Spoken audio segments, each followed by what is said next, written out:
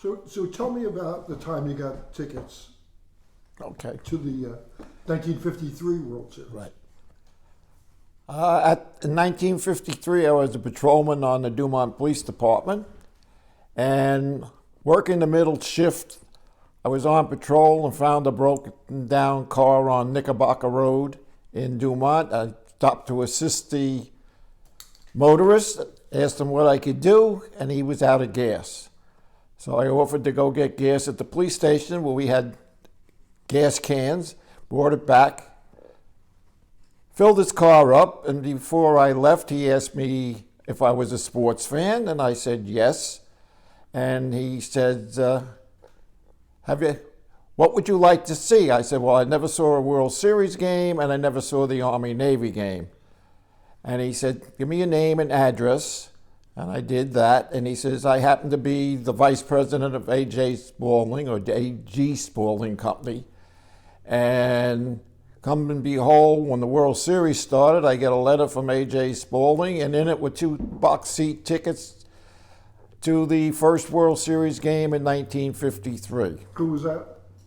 That was against Brooklyn and the Yankees. And come December, I get a letter from A.J. Spaulding with 2 tickets to the Army-Navy game in Philadelphia. And you went? And I went. Yeah. I took my brother to that one. Bob. Bob. Yeah. And that's How were those seats? very good. They were next to the cadets that were in the stands, so I would say about the 30-yard line, maybe the 40-yard line. This is what year? 53. Okay, so that was after Davis and Blanchard. Yeah. Who won? I don't remember.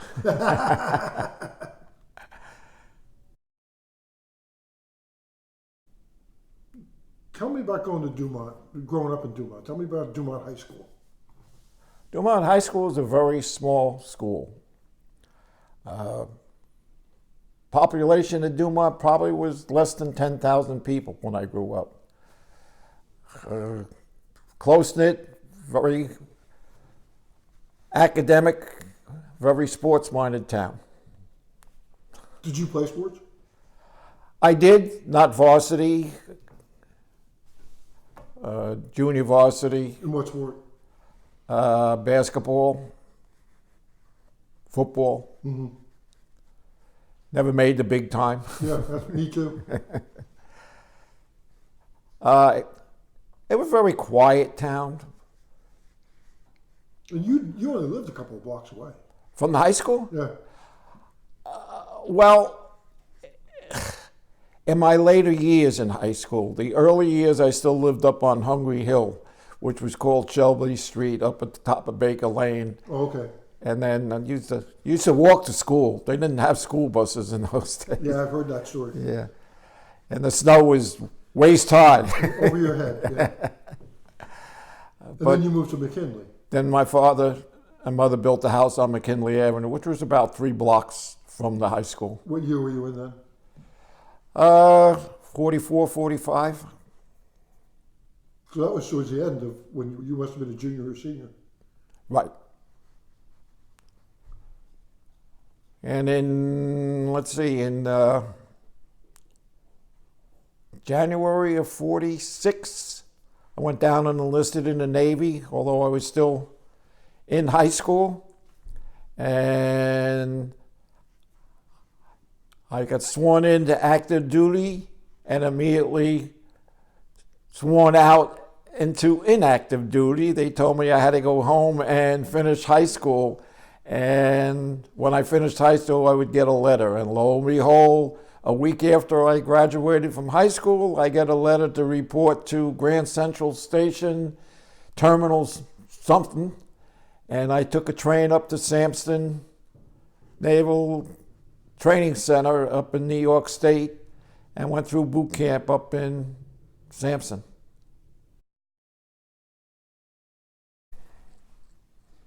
I just recently found that letter. That's why I'm talking about it. Went to Sampson, went through basic training. Where's Sampson? Sampson is upstate New York. After finishing boot up there, I stayed at Sampson to get assigned to a ship or something, and I was a lifeguard in the training camp up there.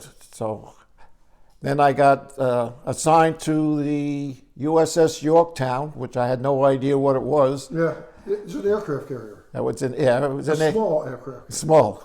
It was the big one then. Where was it? Where was it stationed? Well, I took a train cross country to Oakland, California. It was at Alameda. Alameda Naval Air Station. Got on board there and went back and forth in the Pacific. Mm-hmm. Actually, the war was over by the time I got out there. And what we did was start bringing back Marines and Army personnel that were stationed on the different islands like Guam, Okinawa, all those places. Would you But bring them back to Oakland? brought them back to Oakland, And yeah. then went back and got more? Come back more. That must have been fun. How many? Would they sleep on the deck? Where did you put them? Oh, they outfitted us with bunk beds on the hangar deck because we got rid of our planes, and they outfitted us with cold showers, saltwater showers for the people. But they were just happy to come home. That's all they were. Absolutely, yeah. They didn't care. Yeah. Interesting. I made at least 3 or 4 trips. Uh-huh. What were you supposed to be doing? What? What was your role on the ship? What were you- Oh, I was down in the lower basement of the ship. Couldn't go any lower. I was a machinist mate, and my job was oiling the shafts of the propellers. It took a lot of technical work, right? Yeah, a lot of technical work. So you were what, seaman? Fireman first class. Fireman, first class. And you spent what, 2 years in the Navy? Not quite. Okay. How come you got out early? It's usually 2 years, right? I signed up for the duration when I signed up. Oh, okay. And I was not required to put any amount of time in. And they came to a point where they had no place to put me anymore, so they sent me home. They had too many people. Yeah. Get the hell out of here. You're right. Yeah. And that's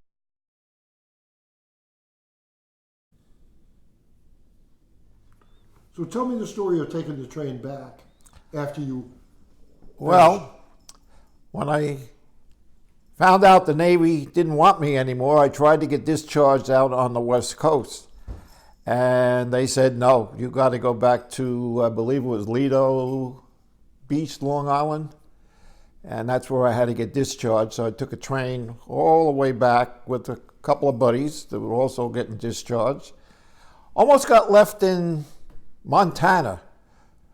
The train stopped to take water on. They were steam engines in those days. And asked the conductor, was there a town we could get beer? And they said, yeah, down the hill. And we ran down the hill to get beer. And all of a sudden we hear the whistle going, and we were lucky enough to catch the last car, or I'd be still in Montana, I guess. Did you save the beer? We saved the beer.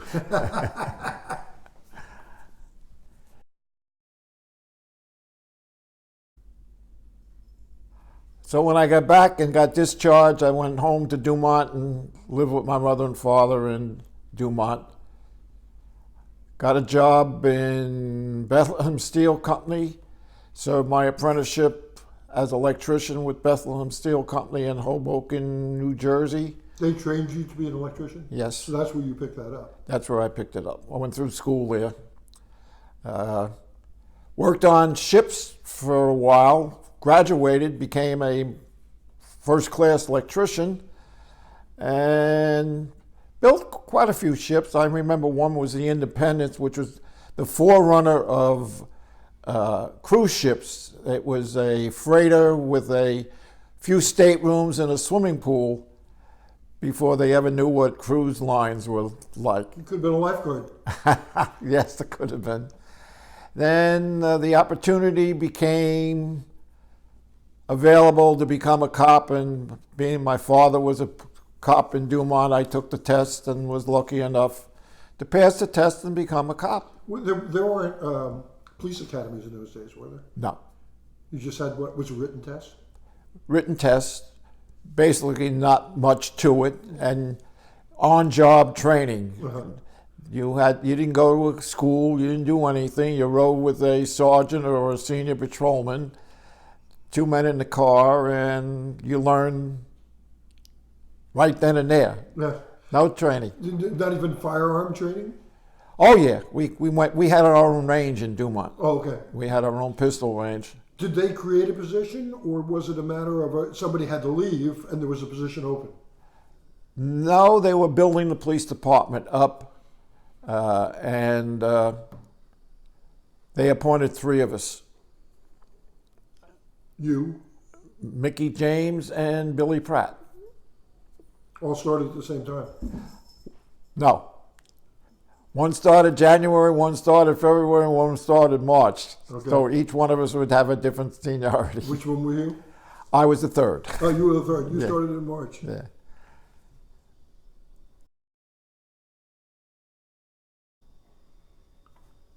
So what was it like working with your dad? It wasn't fair. He was a sergeant. He was a sergeant. He was the desk sergeant. And he really didn't have a lot of problems. He just wanted to have a peaceful night. But any of the crap jobs that come up, I would get them because he wouldn't give them to somebody else. He didn't want to show favoritism to his son. Yeah, so you got all the crap work. Right. Yeah, interesting. Yeah. Yeah. He was a good sergeant. Was he? Yeah. He just. How big was the force? I was number 13, I believe, patrolman. Uh-huh. So And how long did you work with Dumont Police? I stayed on the force for approximately 13 years, I guess, 12 or 13 years. Had that itch to go back to California, Uh-huh. and decided to back to California.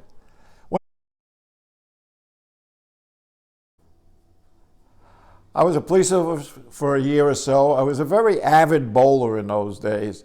Not great, but loved to bowl. And I was, Lots of people were. yeah. And I was bowling down in the Bergenfield Rec in Bergenfield.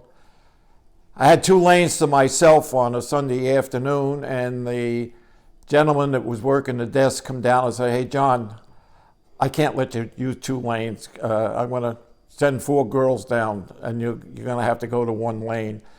And in those 4 girls, I knew every one of them but one, which turned out to be my wife eventually. That was Mildred McDonough. And when it came time to leave, I offered the girls if I could take them home, because none of them had a car. In those days, most people didn't have cars. You did everything by bus. And this is Bergenfield. Yeah. You were from Dumont and they were from Bogota? No. 3 of them was from Dumont, 1 was from Bogota, and that was Millie. And I offered to take them home, and one of the girls from Dumont said, "Well, you can take Millie home first because she lives further away, and take us back up to Dumont." I said, "No, I'll take you up to Dumont, and I'll take Mildred home last." Did you like her right away? More or less, yeah. Uh-huh. And she made it a little hard, because every time I'd call her for a date on a weekend, a Friday or Saturday, she was always busy. Whether she had a date or not, I don't know, but she was always busy. Took me maybe 3 or 4 weeks before I ever got a Friday or Saturday night date. Friday and Saturday night were the big dates. Big. Where'd you guys go on your first date? I really don't remember. Probably bowling. It was probably bowling.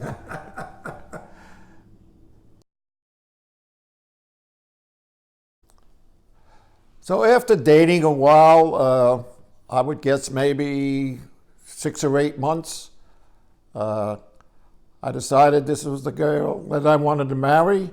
So one Easter, I gave her an Easter bunny with a necklace around it, and on the necklace was a engagement ring. So we got engaged on Easter, and we got married the following year. Obviously, she said yes. Obviously, she said yes. And the wedding was where? Wedding was in Dumont. We got married in her church in Bogota, and we basically ran our own wedding because neither one of our families had a lot of money in those days. The reception. Reception. We got one of the local bands volunteered. All I had to do was keep feeding them beer and sandwiches. The firehouse gave me the firehouse free of charge. And all the girls of Millie and friends of ours made the sandwiches, and that was our reception. Mm-hmm. You got married before Bob. No, Bob got married before me. Really? Okay. In fact, when Bob got married, I got thrown out of my bedroom. And Bob and his wife got the bedroom, and I got to sleep on a cot. For one night? What? Or total constant? Until I decided it was time for me to get the hell out of this house. I don't like sleeping on a cot. Yeah, they were sending you a message, I think. I think so, yeah.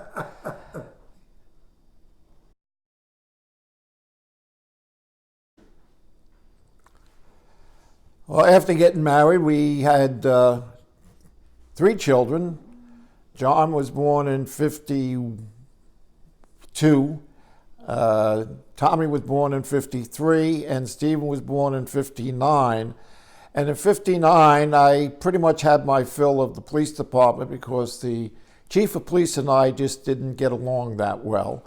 And friends of mine had moved out to California, and we decided to follow them all the way out. That was the Gauss? The Gauss, yeah. George and... George and... I don't remember her name now. Something with a D. Dolores? No. Dottie. Dottie. Okay. Gal. He was a milkman. He was a milkman? Yeah. Wow. And he was a milkman out there. And you moved to? Riverside, California. Yeah. Bought a brand new house. Pretty nice house. Yeah. You took a job with? The Riverside, University of California at Riverside Police Department. Before that, didn't you work for like Lever Brothers? Oh, I worked for an insurance company. I worked for, that was the company that makes soap. Lever. Lever Brothers, yeah. Worked in a factory. And then you got the job at UCR. Right. Yeah, I also had, after I took the job at UCR, I also had qualified for Garden Grove, California, and one other. But I just asked to be taken off the list because I already had a job. Yeah. And so, but it was 2 years. That's all we lived out there was 2 years. And you came back because? Millie didn't like California. Yeah, she missed her mom. Missed her family. She came from a big family, yeah.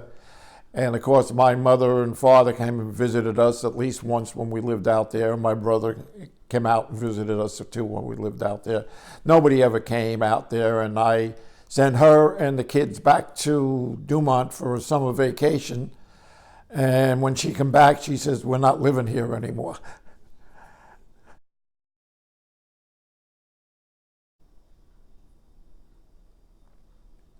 In '61, my wife decided to no longer going to live in California, so we sold the house in a matter of 1 week. Wow. And came back east, and therein was a little discussion. I knew we couldn't afford to live in Bergen County anymore, so I said we'd move to the shore area, and we decided to move to Point Pleasant. And bought a house on Sunrise Avenue in Point Pleasant. Well, did you decide on Point Pleasant because Bob was already there? Right. Yeah. My brother was a builder there, and he located a house for us to buy, and we bought the house there. Mm-hmm.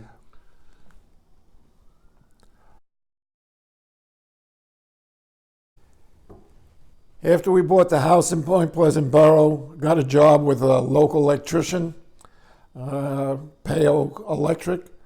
Worked with him for quite a few years. That's because you had been taught to be an electrician. Right. Working for Bethlehem Steel. Right. And then a very good friend of mine offered me a job with an Amoco subsidy company. And I switched over to there and worked with Amoco installing gas stations and gas pumps and gas things for a few years. Then And then you took a job at night working for the bowling alley. Worked 2 jobs. Yeah. Actually, I worked 3 jobs. Really? What Yeah. was the third? On the weekends, I do my own electrical work. Oh, okay. Yeah. Yeah. I remember you taking me to Atlantic City when they were just first opening the casinos. Right. That was the Marlboro Blenheim, which became Bally's Casino. And I worked down, we used to go down there on a Monday and come home on a Friday and remodeling the Marlboro Blenheim. And then shortly after it was remodeled and everything, that was sold and they became a casino. Yeah. One of the first ones down. The Resorts was first. I don't want Bally's was in, but it was pretty close to some of the first ones down there. So that had to be like, what, 72, 73? Probably, yeah.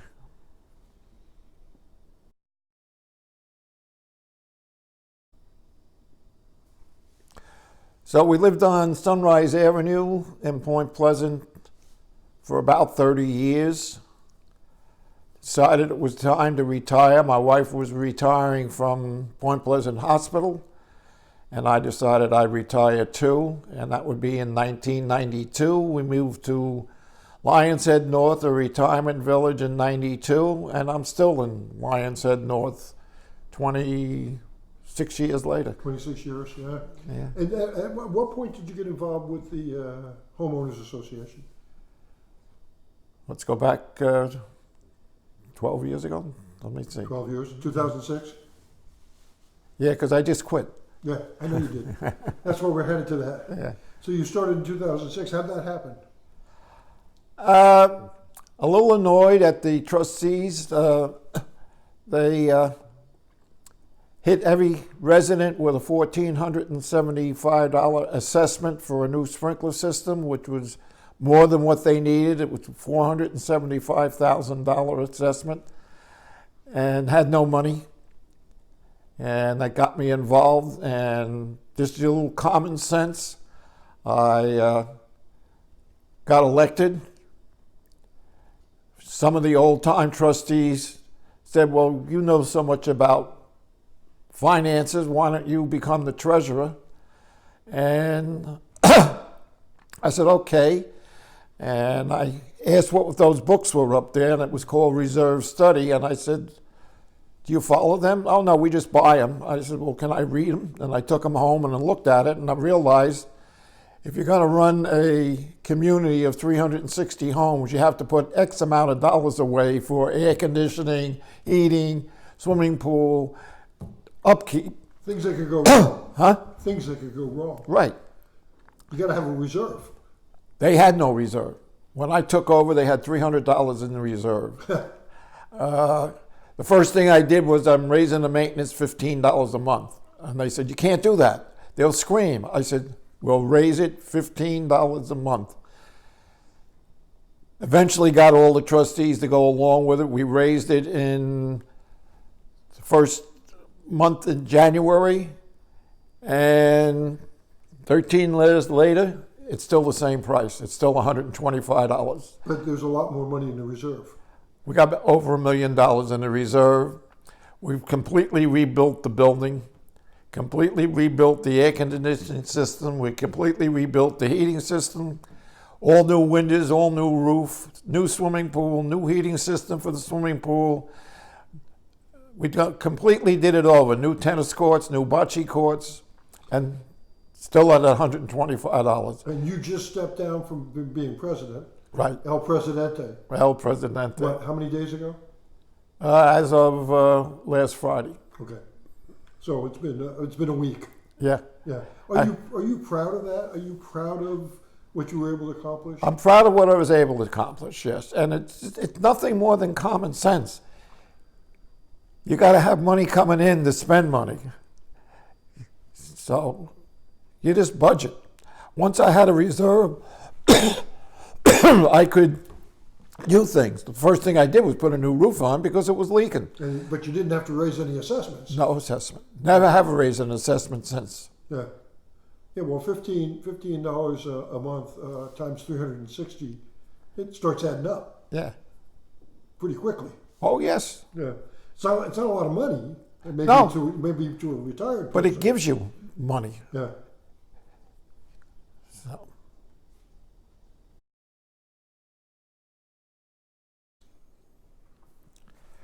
Some of my old memories would be probably growing up on Shelby Street, and I believe it was 57 Shelby Street. It's a street up at the top of Baker Lane, and I think In Dumont. in Dumont, and there's a row of houses both sides, and there was this woods all around this. It was adjacent to the old Camp Shanks, I believe it was, Camp Merritt. Camp Merritt from Camp World Merritt, War I. World War One, and it was low income, medium families living up there, all had their children, and we had our own little gang. We weren't some of the best kids in the world. Who was in the gang? I can't remember all of them, but we had some crazy things because we used to play kick the can and ring a levio and games like that in the street, and some of the neighbors didn't like the kids playing out in the street, and they would call the cops on us. And I had a problem. My father was a cop in the town, and we just didn't like the people who called, and we didn't do very nice things to them. Like we would take their porch furniture off their porch and hang it on the hooks on the telephone poles. We would go around letting the air out of their tires. And I can remember my father coming home. He was really mad, and him and the razor strap and me met a few times because he had to go around with a hand pump in those days and pump the tires up so they could go to church in the morning. So we weren't the best bunch of little kids. How But many kids were in the group? I would say 6 or 7 of us. And how old were you? 8, 9, 10, 11. That's pretty young to be We were hoods. a juvenile delinquent. Yeah, yes.